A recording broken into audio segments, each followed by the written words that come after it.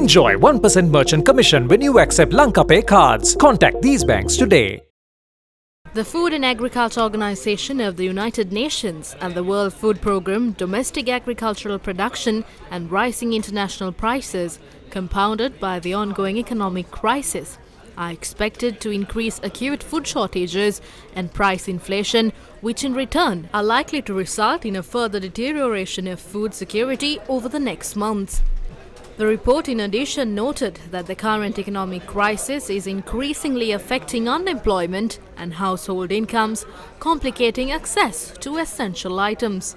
Rising costs of food, fuel and imported commodities, combined with the supply chain disruptions and a weakening exchange rate, are expected to drive inflation higher in 2022, while stressing the availability of food in the outlook period is likely to decrease.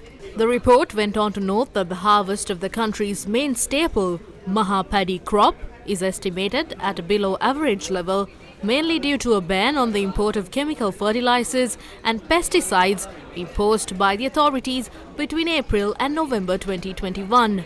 Therefore, Sri Lanka will increasingly rely on imports to cover domestic needs, but the ability to purchase imported supplies will be constrained by a further depreciation of the local currency. The Food and Agriculture Organization of the United Nations and the World Food Programme has recommended that Sri Lanka seek multilateral and bilateral aid to import and provide chemical fertilizers along with organic fertilizers for the summer growing season and agricultural inputs such as vegetable seeds to vulnerable smallholder farmers. It is also recommended to supply high-nutrient animal feed and veterinary health kits to livestock owners, including those who have cattle and poultry, to mitigate the impacts of the feed shortage from the economic crisis. The report also recommended to provide unconditional cash to also support farmers with green gram production as a mid-season short-cycle crop to support food production. If feasible, conduct cash for work activities to improve paddy storage